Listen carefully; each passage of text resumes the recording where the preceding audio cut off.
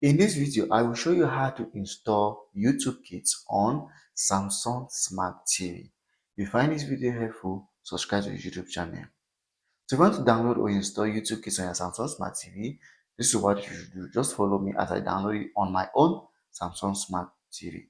So to do that, first thing you have to locate your App Store on your Samsung Smart TV. And here is my App Store here.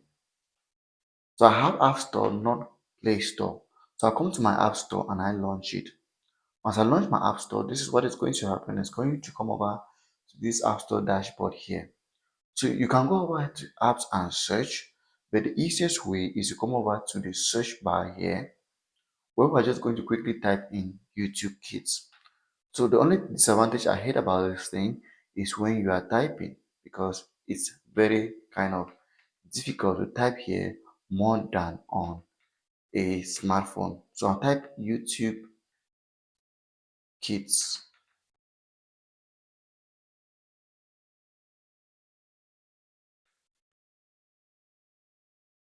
If you find this video helpful, please do not forget to support me by subscribing to this YouTube channel. So when I type in YouTube Kids, all I have to do is to click on go or enter or done.